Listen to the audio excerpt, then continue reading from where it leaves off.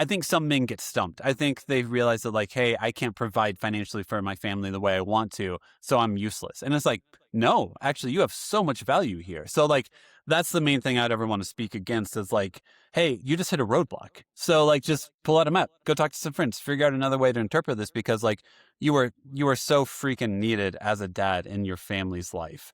Don't disappear because the way you thought you would show up isn't the way that helps them the most. Your love is beautiful. Your love is great. Get back to the drawing board, meet with some people, talk to some people, figure out the other options that like figure out how else you can show up for your family because you can. Yeah, I think that's what being dedicated means to me. Yeah. It's like, I'm determined to be there no matter what.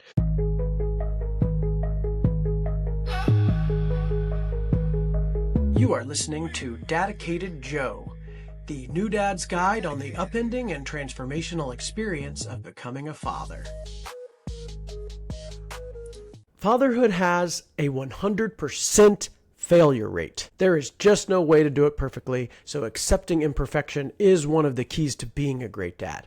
So that's why I wanted to talk to Devon Neisen. Devon is a stay-at-home father with 3 kids, ages 9, 7, and 4, and somehow has the time to host the Imperfect Dads podcast. In this conversation, we talk about redefining masculinity, letting go of that traditional provider identity, and why feeling like failing is actually a sign that you're doing a great job. Check it out. About as imperfect as you can get here, this whole process. Well, listen, if you want another good thing is like, we did like where they could do, you have sleeping bags in the background over here from where we watched a movie. We have like a projector screen and we have like white walls in our basement. So we just let the kids watch the third How to Train Your Dragon movie in the basement. And they've got the sleeping bags. They got everything. And of course, Saturday night, Sunday morning, I just tossed everything back in this room. I didn't fold up the blankets yet. So like walking in here, I'm like, oh, you're going to have a completely unrolled sleeping bag. But hey, you can also I'll just block it out I'll just act like I have shoulders, and just block it out. Pretend shoulders. So that's right. So anyway, thanks for doing this again.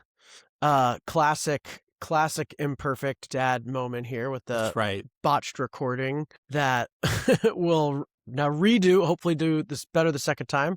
You've got multiple kids, so I'm sure it's a metaphor for your children. The first one is the recording with too much echo. Exactly. Yes. That's it. Your kids, of course, parrot everything you say and repeat everything. So the first one, because the first one is the most likely to look at you and be like, say your words back to you with the tone that's like, do you know you said this out loud? So very used to it. Yep, for sure. So tell us, Imperfect Dads, how did this come to be? Why'd you do this? Yeah. Who are you that thought you needed to start a podcast? How dare I? Yes. No, so the origin story. I originally started this in Nashville with one of my friends. So basically, the time I was having my third kid, I had a neighbor who was having his first kid. So whenever we would meet up at like pancake breakfasts or events around in the neighborhood, he would always be like, man, just talking to you, hanging out, like being dads and talking is fantastic. And wouldn't it be great if like there's a podcast out there in which dad just talked about life and all this stuff? And about the third time he said it, I was like, hey, actually studied audio engineering, production, all this stuff. So I know how to do all of the recording, the editing, all of that aspect of it. And he was like, oh man, that's great because I just saw that the Nashville Dads, because I lived in Nashville at the time, is available. So I went ahead, I registered the domain name. I got the Instagram account. I got all of the names for it. So let's do it. So the first year, this was been back in like 2022 is whenever we started releasing episodes. So first year we would meet up at his house, just record episodes every other week, being like, hey, how tired are you? I'm exhausted. And that was like the first year. And then about at the year mark, someone reached out to us and was like, hey, I really like the idea of this podcast. Sorry, it's coming in a little hot. Do you guys ever do guests? Do you do interviews? And we're like, yeah, sure. But we meet in Justin's kitchen, and he was like, actually, I've got a recording studio. So how about you guys come to my space? And then we worked out a deal with him of like, hey, can we use your space? Worked out how we could use the space. And then suddenly like suddenly dads found us. People wanted to be like, hey, how do we be on this podcast? How do we be on here? So we went from like releasing episodes every other week to releasing episodes weekly, and it was all interviews. So I think since 2023, I've done only interviews. And then in 2024, I decided, or my family decided to leave from Nashville to Denver. And then after like 6 months of still being under the Nashville Dads name, it was kind of like, this feels a little weird for one of us not Yeah. to live in Nashville and to have the name the Nashville Dads. Also, Justin, my co-host at the time, had moved to Murfreesboro, which is like the suburbs of Nashville. So literally, neither of us were in Nashville doing a podcast called The Nashville Dads. We still, tons of, since so many of our interview guests and musicians we've had on are from Nashville, I still talk to a Sure. lot of Nashville-based dads. So why Yes. the imperfect time? It was just so bad. Yeah. You Yeah. had to bad dad podcast sounded too I think aggressive. So it does. Yeah. Yeah. In 2025, we decided to rebrand because we needed a new name. And Justin at that time had a second kid. He basically runs a landscape company. So his life is just like chaos, constantly problem solving. And a lot of the vibe I've always wanted for this podcast is just to be like, hey, you're a dad and I'm a dad and we're both trying to figure it out. So like, how do we remove the illusion of, what you're doing? So we can actually have an honest conversation about you're it. not Because the expert dad. you're not. And like, even right now, Joe, if you were like, hey man, here's how you're going to be the best dad, I'd be like, for your kids. It would be like, I'm not trying to be a jerk, but like, that's what you found that worked for your kids. And honestly, that's awesome. And there's a ton of stuff I can learn from you. But I think anytime someone is like, well, I know all the answers, I'm like, some answers. So it's that ego. And it's like, I don't, the honest reflection is, I don't like that version of myself. Whenever I walk into a room and like, well, here's how you do this. It's like, I don't like that guy. So I'm trying not to create an environment in which, exactly. Because that guy doesn't create community. That guy creates a kingdom in which he rules it. And like, that's not. It was like Dr. Oz's kids all turned out awful, right? Yeah. Yeah. It was basically the dad expert of our age was his kids were a shit show. So you could bet the one who thinks he has it all together. So at some level, admitting you're imperfect, admitting you're not the expert is kind of prerequisite to being a good dad. What makes you good at something is your ability to, I think what shows that you care is your ability to adapt and keep getting back at it. Because if you assume you're always going to connect, like another metric I use is like, I don't always even know how to connect with my own self every single day. So like, I think like a good dad or someone like that is the implication, like always present for his kid. He always knows how to connect with his kid. Like, I don't always know how to connect with my own self. I don't always know how to connect with my own wife. So remove that expectation. Because you're going to have the days in which like you're in your own head, life is too busy, in which you don't know how to connect. So like, don't assume you're not going to be present for every moment. Stop it. And if that's your assumption, you're going to beat yourself up constantly. Just look in the mirror and be like, man, today I looked at my phone too much. Tomorrow, leave your phone in the other room. And just make some small changes every day. And then I think it's more likely you'll be the dad in which you look at the end of the day and you're like, oh, I actually like who I was today. I liked how I parented today. Mm-hmm. And there's always going to be tweaks. There's always going to be things you should dial up, dial down. It's part of life and existence. Yeah, that's all that really matters. I feel proud of it. Yeah. And I sometimes say I'm a professional dad, mostly because I have the podcast and shit. But like, you are like actually a professional dad. I mean, it's like your whole job. It is. Yes. I've been a stay-at-home parent since 2019. My youngest is in part-time pre-K. He'll go to kindergarten next year in August. And the question in my head is always like, I still am prone to say I'm a stay-at-home parent, but my kid isn't home right now. Yeah. So am I now a homemaker? When do I transition into homemaker? And stay-at-home parents abbreviated as SAP, I believe. Yes, that's right. So you're a SAP. Well, it's funny because I'd be a SAD, like stay-at-home dad, and so I'd be a SAD dad, which lines up. So. Yeah, because the stay-at-home mom's Sam, they say Sam, but SAD is not so good. So we came up with stay-at-home papa. Oh, that's better. That's SAP. Better. Well, because and I mean, it's like a little funnier. I love sad things and sad music, but I don't always want to lead with like that. Hi, I'm a sad dad. It's just when people are like, do you need new meds? Like, what do you need, man? Yeah, do you need help? Better than mad dad, I guess. I guess so, yes. So how did you end up being a stay-at-home dad? How did that happen? Yeah, of course. Pretty much when we had our second kid is about whenever we decided it. At about like her turning a year. And just to state, I have 3 kids. My oldest is 10. She's a daughter. My middle child is 8. She's a daughter. And my youngest is 4. He's a son. So whenever our second kid turned 1, like that entire first year of her life was like in and out of, you know how first year of a kid's life is. They're sick with everything. And especially when you're in daycare. And like the daycares we were at, it was like, hey, if your kid has a fever, they can't come back to school for 48 hours. So like our PTO was just freaking destroyed. Yeah. Stress levels were high. Everything sucked to the point where it's like, hey, our daycare cost is about the same as our mortgage. So like, and we aren't mentally present for like anything. Is it possible for like me to not work? Because my wife is a much more career oriented, career focused person. And honestly, she's better at careers than I am. Like, I don't Hmm. know how else to put that, She's the but earner. she's Yeah. the earner. She Yeah. has always been able to get into a job, make systems better, play the game in which she gets promoted and then gets more money. Yeah. Whereas like I kind of play the game. Yeah. I would You get were to a like middle sound management. engineer, music engineer, which basically means unemployed. Yes. Yeah, basically. Yeah. Yeah. So actually I did more admin jobs because I was so unemployed in that Wow. career. So Brutal.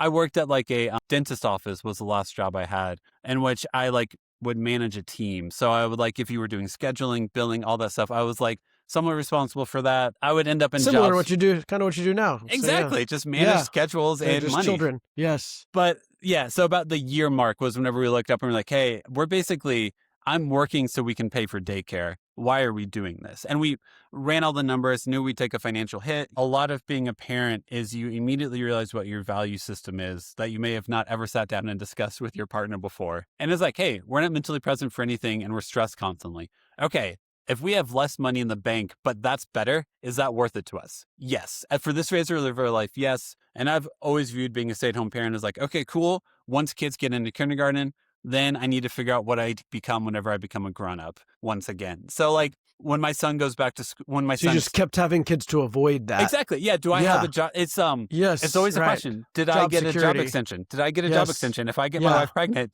does my Yes. contract get You've renewed? got about a year to get one in there before you have to get a real job. Exactly.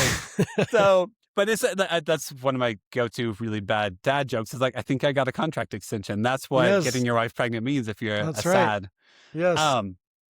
But yeah, so like whenever he goes to school in August, like I've already emailed the principal at the kid's school to be like, hey, do you guys have any para jobs? Do you have any job openings? Because Yeah. like my primary focus will, as long as my wife has the job she has still, which includes travel, high stress level, all that, the best way I can help my family is to be primary parent, the parent who's available for the kids in day-to-day Be on life. their schedule. If you work for the preschool or Correct. kindergarten, then you at least are on their schedule. Correct. Unless you're a real teacher, and then you Yeah, work which I wouldn't 24/7. be. I don't have Yeah. that degree and I don't have that training, so I don't. Yeah. I'm good. Yeah. So I think that's also, I think we just looked at reality and it's like, okay, cool. Reality is we're not present for our kids and we're stressed constantly. And none of this as a parent we want to be. And you know what? So if I stay home, it might be for a couple of years and then I go back to work. That was Yeah. a lot of it. And it's I awesome. always thought I might like it because I've always wanted kids more than my wife, and Mm-hmm. I'm an educator and have a lot of training in kids. I love kids. They love me, but I think I'd be bored. I think I was not like it wasn't enough contribution to the world. It wasn't enough Yeah. stimulation for me. And I hear some stay-at-home moms struggle with this too. Like they Yeah. think they want to their kids, but then they just get bogged down. So how did you deal with that? Is that just a personality thing, or did you find some way to cope with the mundanity of Yeah. your job? To me, I think in most scenarios, you should be aware of what your metric of success is. So to me, it's just acknowledging like, hey, my metric of success is our pantry stocked? Is our food stocked? Like, it's like basic day-to-day stuff taken care of. Is a little mundane? Yeah. Are there days where I'm like, let's do something else? Of course. But that's any job that anyone has. My personality in general is pretty chill and pretty much like, hey, what's the most helpful thing I can do today? And I'm going to find value in that. So personality wise, yeah, I'm not much of a border collie. I'm very much a golden retriever. And like, it's cool. Like I like going to the library. I like going to the zoo or the science center or something like that. And if like, that's what I do for the whole morning with the kids, that's cool. That's awesome. Like, it's really funny to learn how to communicate. Like, I'm not like, without a negative connotation, that I'm not the most like ambitious person. Like, I'm not someone who's like, I need this title. I need this. I need this. I'm just like, It's your wife is more of that. In a couple, everybody has balance. So you're the, correct. yeah. And honestly, if we both were super ambitious, we'd figure it out. But like I really like not having the conversation anymore. That's basically whose career and whose job matters more. Like when a kid is sick, whenever something goes wrong, whenever we both work, that's what it felt like. Was like, hey, well, we both want to work. So like whose job matters more in this moment? And it's like, well, I don't care that much. So let's just admit it. And let's lean into that as Yeah. opposed to me constantly being like, because if I work a job, I want to do right by the people I work for. Like, and so like, I really enjoy not having that tension and stress anymore.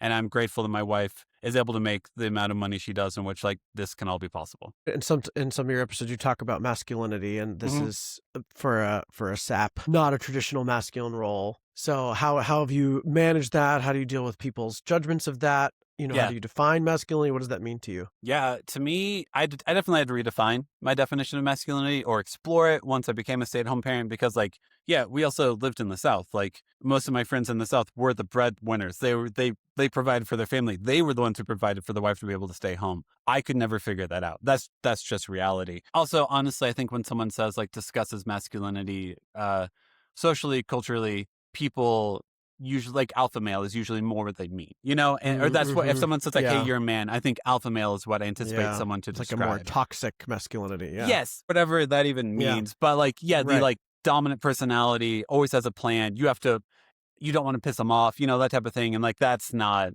me in any way. So I already had the leaning towards like, hey, who I am is not a quote unquote what people expect to see for the It's not a definition of lot of men. masculinity. I mean, most men are not like that. That's like They a are. very it's like a very media stereotype. Yes. There are men like that, but like I don't think any man is naturally that way. I think in general, extremes are the ones that make the news. And Yeah. I think most of us are just trying to figure out how to be nice, decent people and not and be in community. Um, Mm-hmm. but yeah, no, I think yeah, so I definitely had to like come to terms with like, hey, you haven't been able to figure out how to make enough money in which your wife can stay home, in which you can be the provider, the breadwinner. So what's your role then? Like that's just the look in the mirror. It's like, hey, if this isn't it, you still have a purpose here. You still like your love is still really good. How do we find out what that role is instead? So like I also as a person and like grocery stores aren't annoying to me. Grocery stores are fun. Cooking, doing all that stuff is something I enjoy doing. So I've already had like more not traditionally masculine, Yeah, more whatever. domestic. Yeah. Yeah, domestic minded is something that's always come naturally to me. Mm-hmm. So yeah, just I think it is really just realizing like that's what success is in this scenario. That's what masculinity is in this scenario. How do I provide like security, comfort, and safety that my kids know I'll be around, that there'll be safety there, that they have a go-to parent to talk to, while my wife handles basically a ton of stress and a lot of other stuff. So yeah, I'm not an alpha male. I have no alpha male traits to me.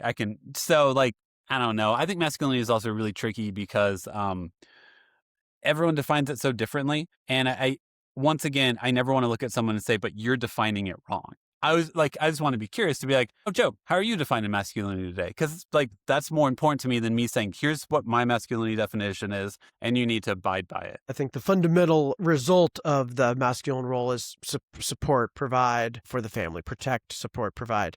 And a lot of men interpret that as like go out of the house to do that. I support by making money from bringing it in, and I provide by bringing money in, and protect from. But it makes perfect sense that you could do all that from the house as well. You can. That you, instead of trying to fit yourself into a role that is predefined, you asked the Mhm. family, what does the family need Yeah, of me? correct. And in this case, actually, it makes more sense for me to stay home and for you to work, and this is what the family needs, and it's super manly to step up and do what's right for your family. Yeah, and to me, like, if there's an opportunity, I think it's figuring out how do you give more of yourself that supports your family? It's like, to me, like, what is a big part of being a parent. So, like, just figure that out. So, like, if it is that you do go out and you make money, then hell yeah, go do that. If it's not, then like, I think some men get stumped. I think they realize that like, hey, I can't provide financially for my family the way I want to, so I'm useless. And it's like, no, actually, you have so much value here. So like, that's the main thing I'd ever want to speak against is like, hey, you just hit a roadblock. So like, just pull out a map, go talk to some friends, figure out another way to interpret this because like you are so freaking needed as a dad in your family's life. Don't disappear because the way you thought you would show up isn't the way that helps them the most. Your love is beautiful. Your love is great. Get back to the drawing board, meet with some people, talk to some people, figure out the other options figure out how else you can show up for your family because you can. Yeah, yeah. I think that's what being dedicated means to me. Yeah. Is like I'm determined to be there no matter what, Mhm. whatever they need, whatever challenge I'm under, however hard it gets. I'm going to keep showing up. That's all it Correct. takes. It's Yep. not even the outcome I'm going for. It's the state of mind that I'm here for anything. Yep. And like, if you want to get into like, I'm not a therapist, but like the therapy talk is like, what's your integrity? What's your value system, and live within it. And then communicate that to your kids, because you're going to make mistakes. You're going to need to pay for therapy later. So at least like know who you are to some extent. So if your kids Yeah. do come back and they're like, why did you do this? This really hurt me when you did it. Be like, oh, at that point in my life, this is who I was. And if that caused damage to you, I'm sorry, but please know where my mindset was and tell me more about your mindset. Like, I'm very big on like, hopefully in all areas of life, just make it a conversation. I think in general, I am never a parent who says because I said so, because I haven't met one child who heard the phrase I said so and is like, I really understood my parents in that moment. That really connected us. That was a really positive thing. It's always just like, what an asshole. So I don't want to be that person. Yeah. Yeah. What's this? Do you have a good story of that, of a way you failed and the kid talked to you about it later and you had to explain it? Normally it's like with plans, not so much like where I failed in some way, but I think it's just the reality of life of like, you think you're going to do something. Like one of my daughters is doing like a science fair, and she needs to meet up with the 2 other people in her group so that they can like do the science experiments and all that. And kids keep on getting sick. And she's genuinely disappointed because she wants to do it. She wants to get it done. She's firstborn, so she's very type A personality. And I'm just being like, so to like walk in with her, I want to make it a conversation of like, hey, by the way, this is what's happening. And sometimes in life, you think you've got a plan, you think you're going to be able to do something, and you can't. And she's there, and then she's mopey, and she's like, but I don't want to. I'm like, okay, so this door is closed for the day. Like, your friend has strep. We're not going to their house. Mm-hmm. We're not going over there. So hey, let's think about like, what else can we do today? What else, like, what are there other friends you want to make sure to be able to hang out with? And let's figure out what else you can do today, because that door's closed. What other doors are open? Because I don't know, man, you've been alive. How many like doors get shut in your face every single freaking day? And if you keep, and like sometimes it weighs on you and you're like, I'm tired of doors being shut in my face. Other times you just look up and go, hey, you know what? That's not the day for that. So what else is there? There's still more I can do today. So let's figure this out. Yeah. Sometimes the recording's super echoey and you have to do re-recording. Exactly. And you're like, hey, that wasn't super annoying. That wasn't it. It was a great conversation. What's going to happen? Oh, we'll do it again. Exactly. Yes. Yeah. Yeah. I wanted to title this episode How to Fail Well at Fatherhood. Was one of my favorite titles. Yeah, that's good. So failing well, you're a stay-at-home dad, so you have like more attention and time and energy to put into fathering than most of us if we're both working and we're sharing with our wife and so forth. But even with all that attention, I'm sure you still made a lot of mistakes and it's correct. imperfect. Yes. So tell us I'd love to hear some of your big mistakes. What are some? When you fucked it up good. Right. I feel like it's more the day-to-day stuff where you look up and you go, oh man, I was on my phone too much. Like, because I don't feel like it's big stuff. Actually, no, here's a good example of one. I hate like the tooth fairy and all that stuff. Because what always happens is it's like, if a kid loses a tooth, I have to set a reminder on my phone to put the tooth under the pillow. Because my kids are now a little bit older, so like I can't predict when they're going to be asleep. Like and like kids always come out of the room, they'll be like, hey, what about that? Like last night, what did my oldest daughter come in and tell me? She's been learning about like Colorado state history. So she came in and was like, did you know that this happened in Colorado? And I'm like, it's 9:15. Go to sleep. You've got school in the morning. But so trying to remember, if it's like 10 o'clock and the kids are still awake and I've still got to stay awake long enough to put a tooth underneath a pillow with a note and all of that, I'm like, I don't want to do this. So that's happened before where I have forgotten to put the tooth under the pillow. It's fantastic. And then your wife is like, I thought you were doing this. And you're like, I thought I was too. This is great. How'd you reconcile? What'd you tell them? I put the tooth underneath a different pillow and said the tooth fairy must have gotten confused. Smart. It worked that time. I got up. She gets up earlier than me. My wife tends to get up earlier than me. She'd been up for about half an hour.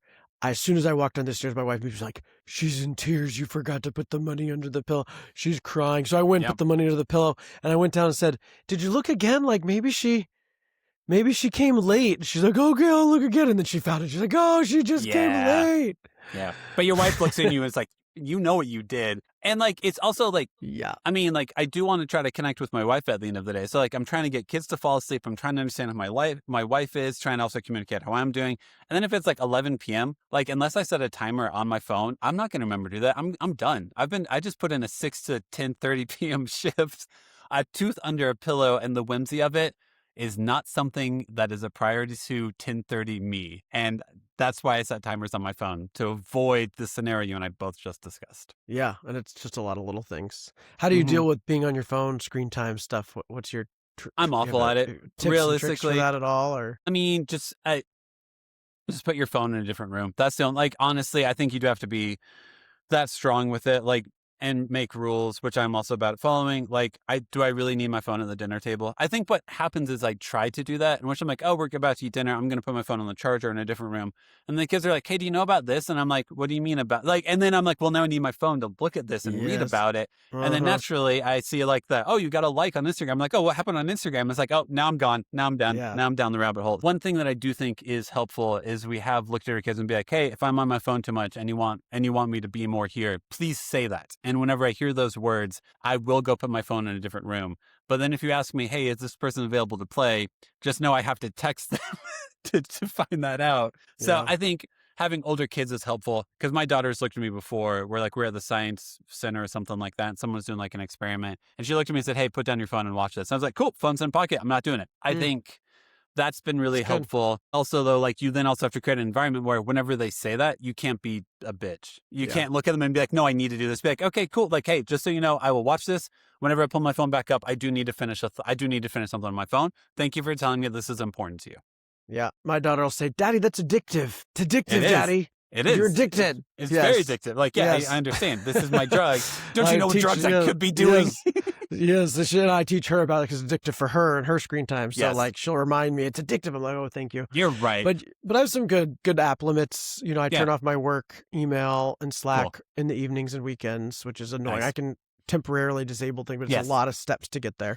yes. And then I have social media limits, so it's like Yeah, 5 minutes 5 times a day or something. So it's like yeah. total. And I don't usually max it out on a weekend. I might max it out, and I can reset it if I need to. But it keeps the notifications away, and it grays out the app, and you can't search for the app, and like it makes it Nice. a lot easier to avoid the compulsive. Yeah. I'm just on it because it's there. Well, I mean, Versus like I have to make a choice. Is now an Instagram time? Okay, now's a good time yes. for that. Yeah. Well, because it's the assumption of, I mean, my wife does this with work email. I think everyone does this with work email. It's like, oh, if I respond to this real quick, things can then progress. Like, if my wife is working on a business deal, she might get an email in which she just needs literally like a quick answer, and then it can move on to the next phase or something like that. So like, yeah, if someone, like, let's say I reached out to someone to be like, hey, do you want to come on a podcast? And they finally respond. I absolutely have some FOMO of like, oh my gosh, I see the green dot next to their name. They're in messages right now. If I respond, I can get an email. I can follow up an email. And it's like, yeah, man, or you can pay attention to your kids, and like that guy will be fine. That guy isn't sitting there being like, how dare you not respond to me? He's just like, oh, I'm interested if you want to do this. So I think it's very easy to assume if I just respond to this one thing, then other things can progress and then I can keep this conversation going and not be like aware of the conversation you're missing out on with your children in front of your face. Yeah. Yeah. There's this really cool book, Shitty Mom, How to Be a Shitty Mom. Have you seen this book? I haven't, no. You should check out this book. We kind of, your podcast, kind of the equivalent for dads. It's Yes. basically all this stuff around how not to be the perfect mom and all these Yes. hacks. Nice. Things like, you leave the toy in the doorway of the bedroom. So in the morning they find the toy, or especially a new toy, Yeah. and then they don't wake you up. Or like you leave the TV Disney movie on pause with the remote and the Oh, snacks on in between their bedroom and your. It's like how to sleep in as a mom. Nice. That's funny. Kind of stuff like that. That's like these little tricks that is like, you just be a shitty mom. If I was going to be the shittiest mom today, what would I be? So Yep. do you have some tips and tricks or hacks like that for Yeah. being imperfect? Yeah, I think mostly my kids are pretty chill, so it makes it pretty easy. Like, genuinely, they're pretty chill kids. They aren't like, they don't wake up and they're like, I need food right now. Like, they're pretty regulated, I would like to think. I do know for my own self, if I want to be like a bro dad, it is turning the TV on before lunch. Like, in my head, like, that's like a no. In my head is like, nope, we don't watch TV before lunch. We don't do screen time before lunch, because I know that makes me feel like a shitty parent. That then makes me feel like, because once I say yes to it, it's like saying yes to a piece of cake for breakfast. Then they're going to be like, can I have more cake? And be like, The I already whole said day. yes. I already Yeah. said yes. So sure, Yeah. just eat more cake. And like, I I know how easy it is for me to do that. So if I'm able to avoid that, I'm going to do it because that genuinely makes me be like, no, I'm a piece of crap. Like I can be better than this. So So no TV before noon is sort of like the basic, but there you're saying there are times where you decide, you know what, this is one of you those know what? days Yeah, where or it's like during the summer and like yeah. everyone, all the other families are out on vacation. And it's like day 4 or 5 of me entertaining 3 kids at home during the summer. We've already gone to the zoo that week. We've already gone to the science thing. We've already got a library. By Friday, is that PJ movie day? Hell yeah, that's PJ movie day. Yeah.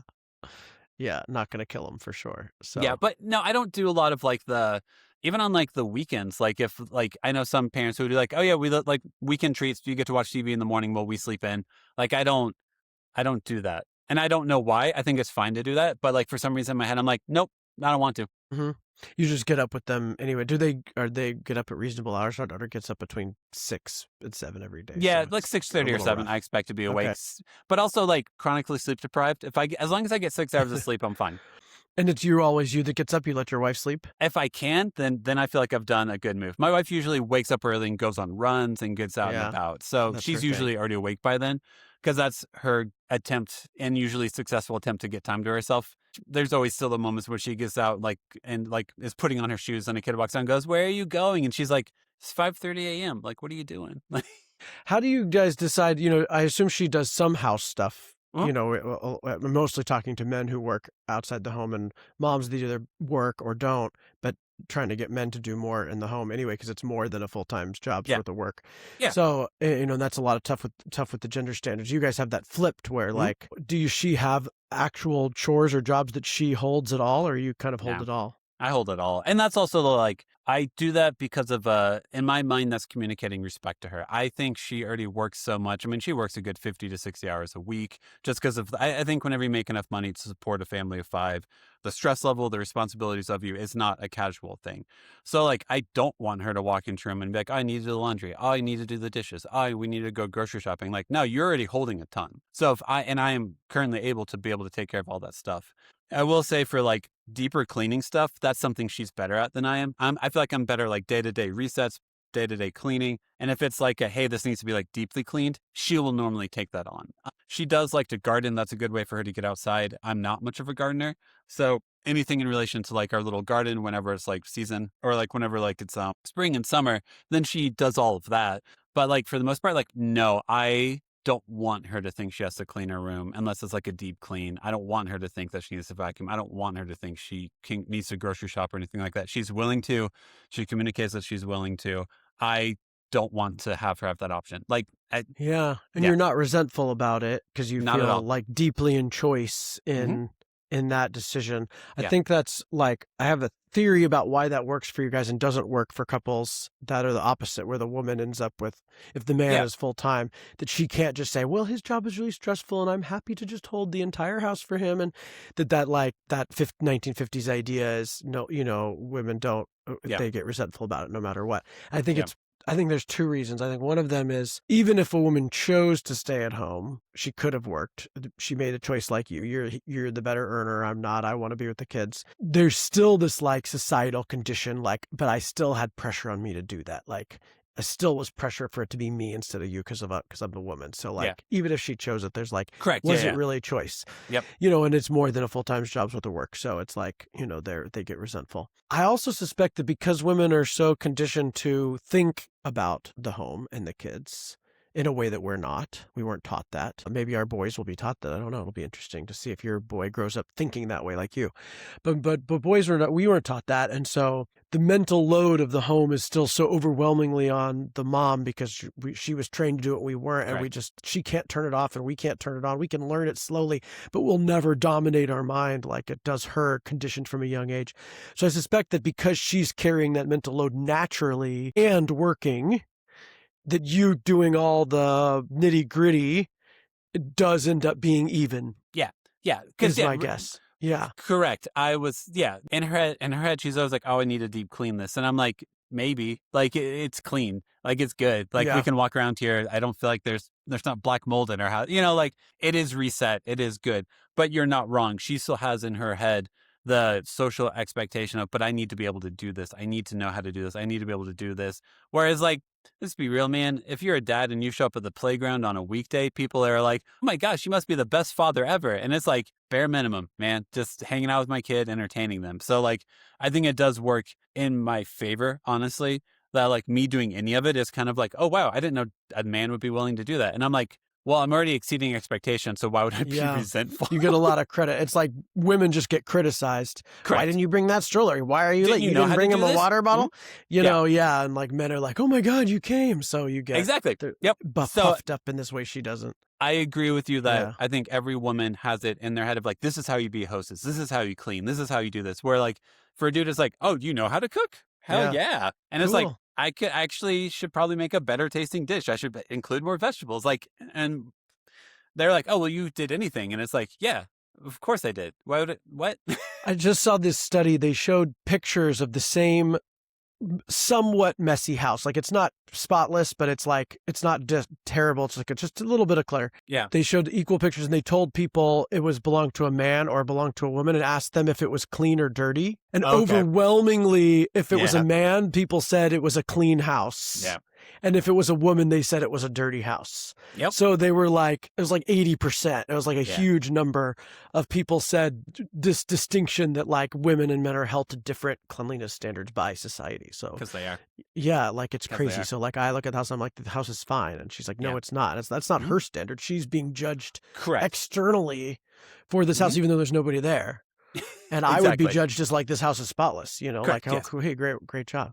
Yep. So it's sort of an advantage for you. It is. I do believe like in a daily reset, like I don't like waking up and the kitchen is still messy. Like I do want to have like stuff put away, like no dishes in the sink, like all that stuff wiped down. And I think, and my wife said, she's like, oh, but it needs a deeper clean. And I'm like, this is a good reset. Like, well, also, are you calling the health inspector on me? Like, can you give me a heads up if it's the day the health inspector comes? Because then, yeah, I'll pull out the oven, I'll do all the extra stuff, but like, don't narc on me. That'd be great. Mhm. Do you get your kids to do chores? Do they help? We do, for the most part, not. They actually really like wiping stuff down. Like if you give them like a Clorox wipe or whatever, they're a huge fan of it. I'm not always the best at remembering to include them because I have an efficiency monster that Yeah. exists inside of me. Your systems and they just interrupt it. They're They do. useless at actually helping. This is the thing with chores is like you're supposed to have them do it because it's like good for them, Mhm. not because it actually gets the thing done. Correct. And so if you're trying to get the thing done, they're just in the way. Yeah. So I run into this with my daughter. I'm like, what chores can I give you that don't actually matter if they're done? Because I feel like I've really dropped the ball on teaching my kids chores. Sounds like you have it's too. really hard because it's really Yeah. hard. Like Yeah. or it's like so it almost feels like condescending. Can you put the clean dishes away, which is literally just picking up a plate and putting it in a drawer? Like I think the goal of chores isn't just to teach them like, hey, to take care of something. It's to make sure they know they're included in the family unit. So I think that's more. If I think of it from that angle, then I'm better at doing it. Because if I'm Mhm. like, I need this is a to-do list, get it done. I'm not including my kids on any of that. I'm gonna get it done. I'm gonna find a friend in the neighborhood who can watch them for an hour while I do the to-do list, you know? But if it's like, hey, whenever you have your kids put away the dishes, they feel included in the family unit.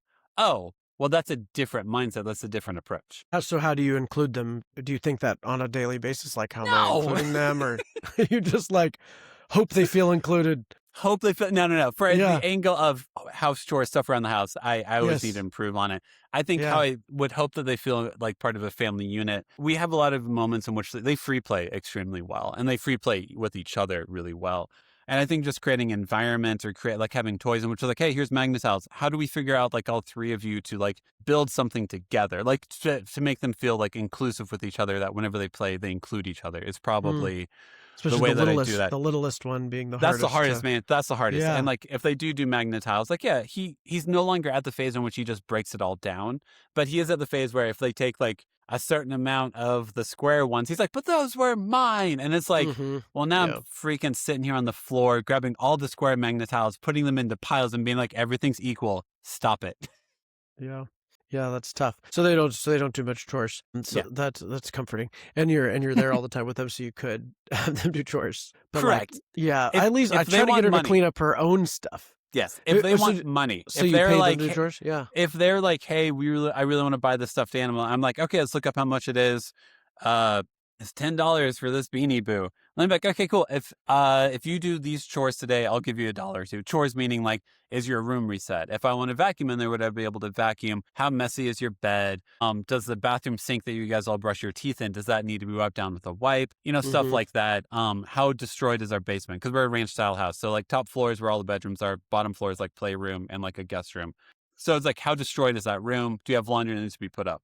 Like, and if they really want money, then I'll create a list for them. But that's normally the because that's also I feel like how I was raised was like, hey, you do chores to earn money. So like, So what is your logic on that? There's some different thoughts on paying kids to do chores. So is the thought that you're trying to teach them that you earn money by doing labor and that's yeah, the way of the pretty world, or much. does it actually help you for them to do those things? I think it in those scenarios, if they reset I think it does actually help in those scenarios if they like reset, they do something, and then also makes them like rethink their room. What stuff do they want in there? All that. It makes them more in tune with like what that space is. Yeah, I give them money because like it's also like my wife and I will do this for ourselves also. If it's like, hey, I really want this thing, like I collect vinyl and records. If it's like, man, I really want to go buy this record, it's like, cool. If you still want it tomorrow, then you probably actually want it. But like if it's just an impulse, like I really want this right now, I don't want to positively reinforce that for myself. So I want Mm-hmm. my kids also to be like, hey, think about it. If you want and also like what they want is like stuffed animals, squeezy toys, like stuff that breaks within a week of them having it. So I don't want to be a parent who's like, you want this? Sure, let's go to the store right now and get it. I'm more like, okay, if you want it, let's do some work to get it. Let's do this, and then you'll definitely get it. And by the way, while you're doing the stuff to do it, you might not want it.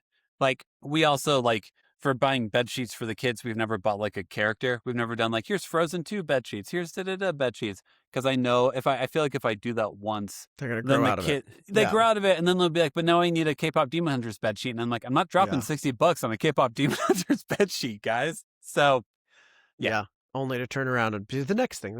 yeah, exactly. Do they get an allowance? Do you give them just cash for being part of the For family? existing, no, Yeah.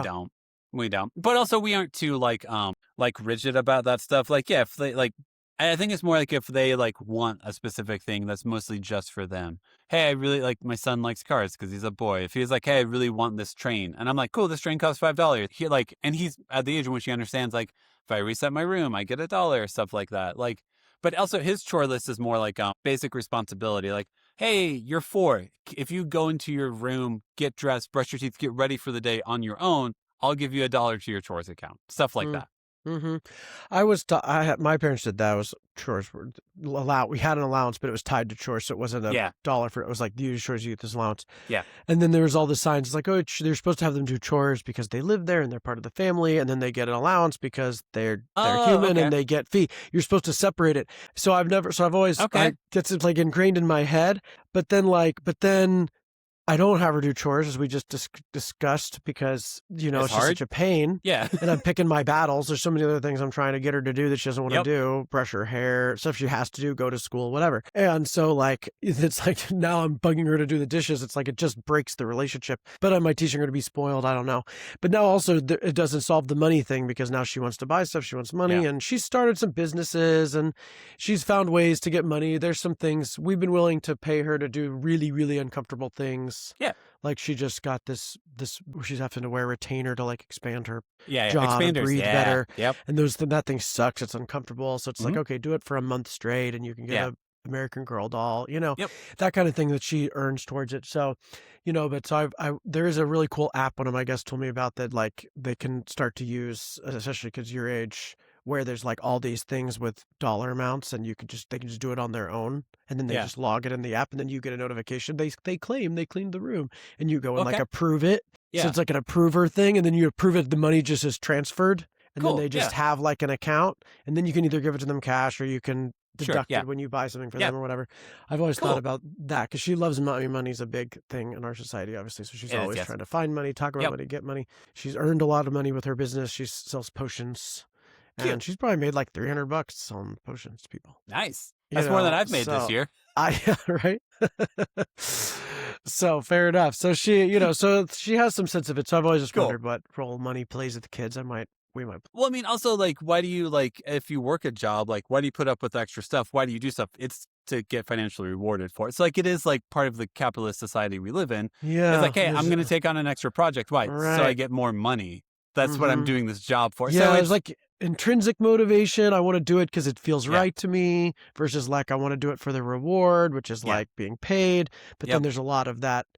My daughter had that realization yesterday. We had to do this. She wanted to do a photo shoot for her next installation of her story that she's telling to her school. Yeah. And it was hot, and it was like being directed, and we're Yeah. outside, and we're with her friends, and she's in these costumes, and she was not having a good time. And multiple times, I'm like, "Do you want to not do this? We don't have to. You Yeah. don't have to tell the story, you know." Mhm. And she's like, "No, I want to do it. I want to do it." At the end, she's like, "I really wanted the result. I really did not Yeah. like the process, but I really wanted the end result." I'm like, "That's like a mature thing to learn, you know, like It that is. you." Yes. Don't always love everything you do. It's still intrinsic. Nobody was Mhm. making her do it. It Yeah. wasn't an external reward. So I worry if money becomes external. So I don't know, but also debating all that. I do think that's like a lesson of like I think it's similar to like if my middle child signed up for like a pom poms class, you know, like a basic dance class with one of her friends, and like 2 or 3 weeks into it, this is a consistent like parenting dilemma you have to deal with.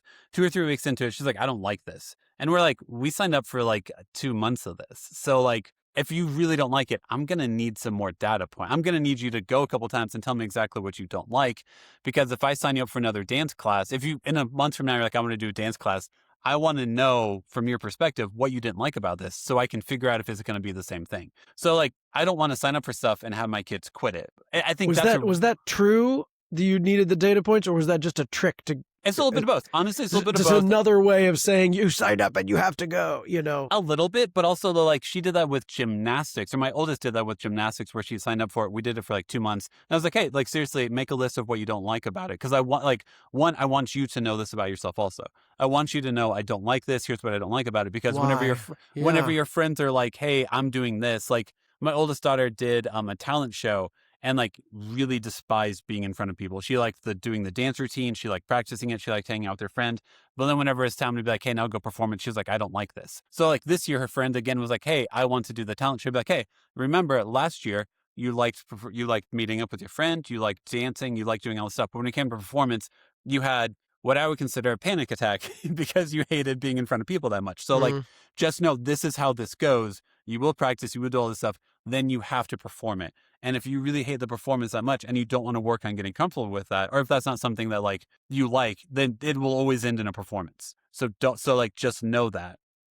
And so she was like, oh, based on how it was last year, you're right. I don't want to end up back there. And I was like, cool. Just so you know, you can get more comfortable. The more you do stuff, the more comfortable you get with it. And she was like, I don't want to. And I was like, cool. At least you know why you don't want to do this anymore. So she opted to not She join did. the dance routine. Yes. Yeah. And for my middle child with pom-poms, she now enjoys pom-poms. But it's because of being like, hey, I need you to tell me why you don't like this. Because like Yeah. similar, if I'm hanging out with a friend and we do an activity and they're like, hey, I didn't like doing it, I'd be like, oh, just tell me why. Because like if we do something else, to me, it's like basic respect. If you and I hung out and you're like, hey, I didn't like that movie, I'd be like, oh, cool. What did you not like about the movie? Because if I suggest a movie again, I won't suggest one with those themes because I know you're not going to like it. And to me, that's like respect to you, but also like, I want you to know yourself well enough where you can communicate. I don't like this. Here's why I don't like it. Yeah, the performing is a good one. My daughter likes to perform, but I was also scared to perform. Mm-hmm. There was one where she opted not to, and we watched it and watched everybody else perform. And I asked her afterwards, like, how did it feel? Are you glad you didn't? Do you wish you had it? She's like, I kind of wish I had performed. Like, I do sort of regret it. So the next time I was able to be like, remember last time you were afraid, but you were sad. So you maybe do the same thing with your daughter this time when she watches that dance, say like, hey, are you glad? Do you wish you were up there? Yep. Next time, you know, because this time I'm trying to remember after she performs this story to say like, and remember how hard it was to do the photographs and how do you remember you still feel like it was worth it? Yeah. You glad or my wife says she thanks her previous self. She's like, thank you, former me, for going signing through up that, for this, for going through that struggle so that I can have this really cool reward, you know, like, so it could teach her something like that. Yes. Yeah. No, I think that's really, I'm a creative minded person.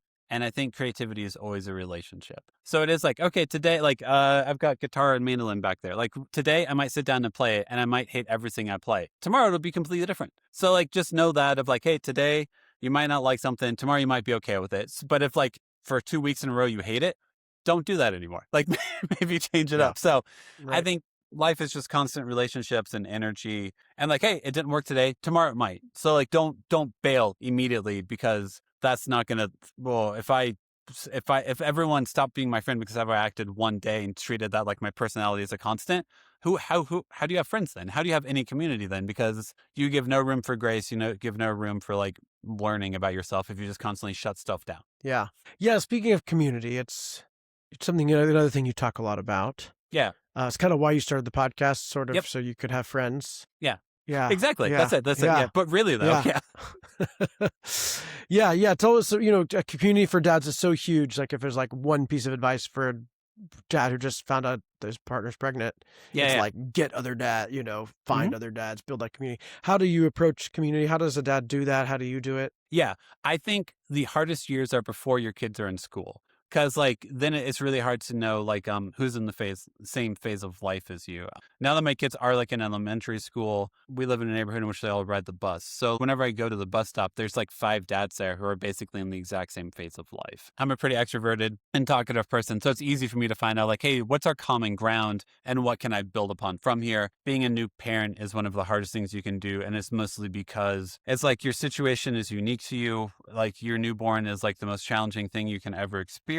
And it's like new versions of you and your relationship and your marriage, but it's all unique to you. So you can talk to other dads and be like, this is really hard. And they'll be like, it is really hard, but it'll get better. So like, it's helpful, but also like you still got to go through it to get to the other side. I think community, finding people is extremely important. I think it's really hard. I think as a dad is extremely hard. And I just hope you're at a bus stop, that you're at like daycare pickup or something like that, and you're able to linger a little bit longer. And another dad is able to linger a little bit longer, because every dad I know is really eager to find connection, but doesn't always ask the question. Basically be like, hey, how are you doing? Hey, do you want to go get coffee? Hey, do you want to go get a drink or something like that? And I think every dad I know, their wife or partner is like, yeah, please go get out and make more friends. Like, please get out of here and like get connections and know you aren't alone. So I think it just takes the courage to ask the first question of like, hey man, how's it going? Do you ever want to meet up sometime and talk one-on-one without kids, without distractions, and just like see how you're doing and see how I'm doing also selfishly. Yeah. How to do it. Mostly it's just decide you're going to do it and don't stop until you've done it. Like, cause like you said, men will respond if you offer, but a lot of them won't. So you can't just wait around for them to call you, the community to just show up at your door. Yeah. So like, but yeah, if you just make an effort, schedule it, coordinate childcare with your wife, and moms are willing to help you have it. If you do it right, you can't just be like, I'm leaving now, bye. No, you get put it on the calendar, get a family calendar, coordinate it. Yeah, but they want to have it. And so, just do whatever it takes, including starting a podcast. Correct. Apparently, if that's what you got to do to get friends. But like, if your wife right now was like, hey, if your wife right now was like, hey, Saturday night, I'm going to go see a movie with some friends that are also moms, I doubt you'd be like, no. You'd be like, oh, cool. Go learn about what other moms are like. Go learn what their experience is like, and like, know you aren't alone. I don't want anyone to feel alone, like ever. But it takes vulnerability and it takes discomfort to get out there and be like, hey, am I alone in this? And the answer is almost always no. A lot of the daytime groups for babies, stroller strides and the things are all mom meetups, are all moms. Did you go to those? How were you received as a man, as like the one man and all the moms? Yes, for that stuff, I would more go to story time. So like library story time, because my thought, like story time is like a start and like it's very planned. Like where like a stroller meet up and walk around, it's like, I don't know, is this going to take an hour? Is it going to take 30 minutes? Like how long is this going to take? So story time is how I would normally get out and see other people. In Nashville, we did start doing dad walks. And I think there's still some people who do that, in which like, hey, Saturday morning, 9:30, we're meeting at this park. We're just going to go walk around for like an hour or so, and then we're going to come back. Just push the strollers or basically carry them on their back or whatever age they are. Yeah. Yes. But did you feel excluded from the mom groups? Did you feel like you couldn't go to those? I knew it's like knowing I'd be the different one. Wait, you guys now have to accommodate for me. And you guys are already looking for community and people on your side. So I wouldn't go to them, because it would be like, well, now you guys have to account for me. Now it's a thing of like, well, do we let this dad in? And it's like, don't even think about it. Just like, I'll find it elsewhere. I'll find community elsewhere. I'll go to story time. Like I made a friend with a stay-at-home dad in Nashville because we went to story times. And after like the second or third story time where we showed up at the same time with kids the same age, I was like, hey, by the way, we're in the same phase of life. What's your name? Yeah, let's hang out. Or like getting numbers, getting numbers of parents. Is it weird to get a mom's phone I number think for to so. I plan a think, play date? I think it feels different. I think I feel more Yeah. comfortable doing with a man just because of like, yeah, it feels weird to go, like to go up to a woman and be like, "Can I have your phone number?" It's just not some. It's like For it's our kids fine. to have a play date. Yeah, it's like a Exactly. It's just different. like it's a different energy. And once again, I know I'm the other in this scenario. So like, yeah, I'm a guy. You don't normally talk to guys that are stay-at-home dads, and I'm used to that. So like, yeah, I'll just see you back here at story time next week. Hmm. Uh, that's Yeah, about it. I plan all the play dates. It's my job. I Yeah. hold the play date card in Hmm. our fair play system. And so I get mom's phone numbers a lot. Like, it never even occurred to me that it would be not a Yeah. thing to do. I Yeah. think when I think about it, a lot of times my wife is also there for Hmm. whatever reason. So it's like a Yeah. little different if we're like together and I'm just the one getting the number. Obviously, for their classmates in school or whatever, like that's Yeah. like, okay, we're in the same class. Like Correct. this is not like in the park. I'm getting your number. Like we've Yes. seen each other a bunch of times before. So, I've never even occurred to me to worry about that. But I think, yeah, you mentioned that last time that it was like, oh, I can't It's really it's text interesting. Well, moms. it's similar to like, yeah, you can. It's fine. You're not doing anything inappropriate. But it's Yeah. similar to like I talked to another dad once where like, yeah, if it's like 10 a.m. on a playground, like he had an adopted child, so his child didn't look like him. Mm, So on the wow. playground, he would like almost overly be like, "Hello, I am a dad, and this is my child. I'm not just a Yeah. random man hanging Right. out at a playground on a Yeah. Tuesday at 9 a.m." So like, I think it's culture, it's society. Yeah. I'm I just wouldn't even aware that think it'd be questioned that, but I'm just used to being the odd one out anyway. So, like, I don't care if you judge me or not. Like, yeah, that's fine. I'm I'm here, but safe. yes, Yeah. Yeah. I know I'm not a creep and a disgusting person. However, I'm just a random dude at a play. Like so, Yeah. yeah. So it's who knows. It's good to know where your anxiety lies, right? Yeah. Yeah. Exactly. So, uh, all right. Rituals or routines you think are important for connection? What are some Ooh, things you try to do? Sounds like you have some consistency, some inconsistencies. What do you consistently do? do you mean like with my kids, with myself, Yeah. with more, or just in general? Yeah. Just With the family, maybe the whole family, or at least with the yeah. kids. I mean, the most consistent thing I do is like, let's say like if it's the summertime and I'm at home with three kids, I will usually have like more like a list of like a menu item almost of like, hey guys, here's the week. We can go to the zoo, we can go to this playground, we can go to the library, we can go to the science center. Here are the things that I know we can do this week. Let's sit down and figure out like when do we want to do them?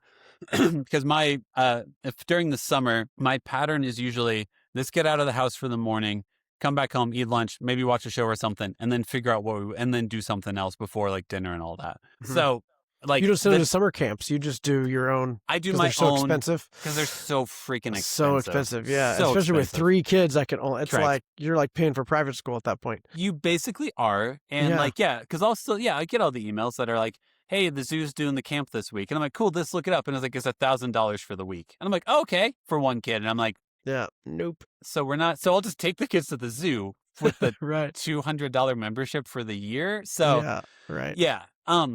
If I do any rituals, I feel like it's mostly during the summer because I feel like somewhere else doesn't have like school activities. It's a little bit more like, hey, you got to fill these days. Let's figure it out. So yeah, I'll do that a lot. I feel like I try to just include the kids and be like, okay, cool. Here's what we want to do. Maybe my son will be like, but I really want to go to the science center. And the girls be like, we don't want to go to that. And I'm like, okay, cool. Then what day are we going to the science center? Because he wants to go. And I don't want, and like, that's a fun thing to do. And Mhm. you guys will also enjoy it. Yeah.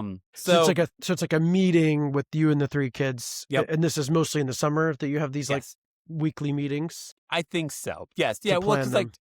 during the school year, it's like, okay, you guys are already gone from like what? And you guys get off the bus at like 3:15 or 3:30ish, and like the gap between post school and dinner, like I usually start cooking at like 4:15 or 4:30 or so. So like if we don't have like a soccer or some after school activity, like that's a good hour and a half to fill before your mom gets off work. So is that like chill at home time? I feel like that fluctuates because like some days I feel like the kids are like done with the day. Other days they're like, let's go. So I'm like, cool, well, let's go to playground before I start cooking then. So Yeah. I more have like a menu of like things we can go do, and then based off the kids' energy that day, we decide what we're gonna do. Yeah. Yeah. That's cool. What was it? No, no, no. Oh, Yeah, boy versus girls. You yeah, got 2 girls, yeah, and now you have a boy. yeah. What are the differences you've noticed? Like, do you parent differently? Or you react differently? Does he trigger different traumas in you, or how's that work? Not yet. Um, I think he's fascinating because like one of our friends or one of my childhood friends' moms, they had the same child, whatever, of girl, boy. And she told me like he will always have three moms. Um, I think he's more prone to do like crafting stuff, to do like building stuff. I feel like we more lean into like the, being an architect and being crafty with him. Whereas like, I feel like if we would have gone boy, girl, I'd be like, let's get outside, let's run, let's get some Mm-hmm. energy on stuff like that. Like he seems more not as like I need to get energy out, I need to go run, I need to go hit a ball. Like we still play soccer, we still have like a little t-ball thing and we'll go do that. But like I think since it goes sisters or daughter, son, he's more prone to like color. He's more tuned to do like fine motor skills. Like he's like very good with like screwdrivers and stuff like that. And I think that's because of having two daughters who are more prone to like sit in a room and craft and not be like, let's go run. So yeah, Could be I feel like personality too, that too. possibly. Yeah. Yeah, not all boys are that crazy energy They are stereotype. not. Yes, Yeah, which is also like another. I always the stereotypes of like, oh, well, you have girls, so your house must be calm. And it's like, well, mine are, but I know plenty of people where they yeah, have girls, and their girls are like rambunctious, running yeah. around constantly. Like Nut jobs. it's not gender Yes. specific. Like it's just Yeah, yeah. Dallas, personality. multiple friends that are like much wilder than I was as a boy and as some of the boys, but Yeah, so it's different. But yeah, interesting. So he's a little. So you're sort of parenting them similarly. It pretty sounds much. like at this point. At this point, yep. And Yeah. at some point in time, that'll change. And like, if he plays with friends, it's usually it's boys, and like, it's more rambunctious and more like we're gonna have fight battle. And I'm like, my girl's never played fight battle. I don't even know what fight battle is. Mm, yeah. I played that with my daughter. I taught her to fight early on. She has a whole armory, Does she really? lightsabers and bows and arrows and swords and shields and stuff. Yeah, Yes, probably because I like to play that way, so she probably matched that in me. that's fair. She was into That's Ninja fair. Turtles, really into Ninja Turtles when she was little. That's Mostly awesome. probably because I was into Ninja Turtles. I Of think course. it's Batman, so forth. She's grown out of a lot of that now. She just doesn't like to fight anymore. So now she's fairies and K-pop demon hunters. Yeah. Always. But K-pop Yes. demon hunters fight. They have swords and They stuff. do fight. It's stylized, so it's kind of like dancing to Mhm. her. But yeah, like I would It's try very to get her choreographed, into yep. that aspect. She sort of likes that despite the violence. It's sort of like she doesn't like it for it. She likes the spiritual Yes. discovery and Yeah. the becoming a woman. Like the dynamic between the three friends, like that, and the sci-fi of it. That's Yep. more her jam. Do you also So. think it's funny, like the whole concept of like normalizing violence because it's a boy?